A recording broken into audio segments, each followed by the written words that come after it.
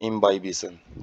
तो ये क्या होता है? स्पेशल टाइप ऑफ डिफ्यूजन, विशेष प्रकार का डिफ्यूजन होता है जिसके अंदर जो वाटर है वो सॉलिड सरफेस के द्वारा एब्जॉर्ब किया जाता है अलोंग द कंसंट्रेशन ग्रेडियंट। का मतलब है हाइयर कंसंट्रेशन से लोअर वाटर कंसंट्रेशन की तरफ जो वाटर मूव करता है। Colloid causing them to increase in their volume, जिसके अंदर जो किसी भी सॉलिड सब्सटेंस है उसका जो वॉल्यूम है वो इंक्रीज हो जाता है। Seed and other such materials have almost no water and absorb water easily. तो जो सीड होते हैं तो वो उनके अंदर वाटर बिल्कुल नहीं पाया जाता और इसलिए वो जल्दी से जल्दी मतलब बिल्कुल कम वाटर पाया जाता है, जिसकी वजह से वो ज़्यादा जो वाटर है आसानी से एब्सोर्सित कर लेते हैं, एब्जॉर्ब कर लेते हैं।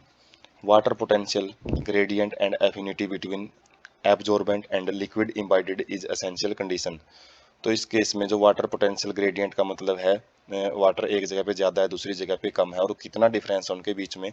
और एफिनिटी का मतलब है सॉलिड कितना आसानी से जो वाटर है उसके पार्टिकल को पकड़ सकता है, कितना जल्दी वो एब्जॉर्ब कर सकता है। तो एब्जॉर्बेंट का मतलब है वही बात है सॉलिड पार्टिकल, और लिक्विड का मतलब है जो हम जिस भी पार्टिकल को वाटर है या उसको इम्बाइब करवा रहे हैं तो उनके बीच में एफिनिटी बड़ा रोल प्ले करती है। एक फोर्स ऑफ अट्रैक्शन है, कितना उनके बीच में, जितना फोर्स ऑफ अट्रैक्शन रहेगा उतना ही ज़्यादा इम्बाइबिशन शो किया जाएगा। उसके बाद है classical example absorption of water bye seed and dry would.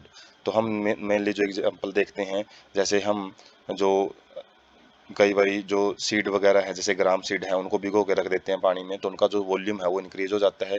इसी प्रकार से जैसे रेनी सीजन में जो लकड़ियां वगैरह होती हैं वो भी सेफ उनका जो साइज है वो बढ़ जाता है। जैसे खिड़की दरवाजे वगैरह हैं वो रेनी सीजन में थोड़ा सा बंद अच्छे से नहीं हो पाते हैं, जिसकी वजह क्यों जो लकड़ी के दरवाजे होते हैं खासकर, तो क्योंकि उनकी जो जैसे ही पानी वगैरह लगता है तो वो अपना वॉल्यूम है उनको इंक्रीज कर लेते हैं।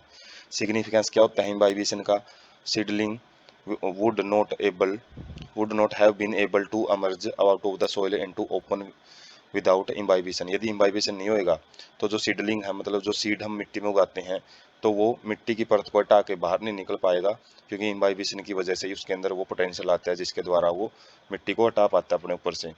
और उसके बाद pressure that is produced by swelling of would, जैसे हमने देखा लकड़ी फूल जाती हैं पानी लगते ही, तो उसको बहुत टाइम पहले से ही जो मैन है वो चट्टानों को तोड़ने के लिए, तो चट्टानों तक चट्टान है इतने मजबूत होते हैं जो लकड़ी या पानी एक बार यदि एब्जॉर्ब कर लेती है और यदि उसको चट्टान की दरार में हम फंसा देते हैं और उसके अंदर डालेंगे और उसके बाद वाटर उससे एब्जॉर्ब करवाएंगे तो क्या होएगा कि जो जैसे जैसे उसका वॉल्यूम बढ़ता रहेगा तो वो दरार है वो ज़्यादा ज़्यादा बढ़ती रहेगी।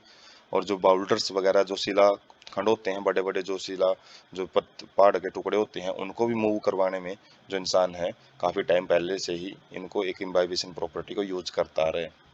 तो इसका एक एग्जांपल हम देख सकते हैं, जैसे यहाँ पे जो सोयाबीन है उनको हमने रखा है एक मेजरिंग सिलेंडर के अंदर, पहले इम्बाइबिशन से पहले की प्रोसेस और इम्बाइबिशन के बाद में क्या है जो इनका साइज है हम देख सकते हैं काफ़ी लेवल तक इंक्रीज हो जाता है। तो ये एक जनरल प्रोसेस है जो हम नॉर्मल डेली लाइफ में भी यूज करते हैं।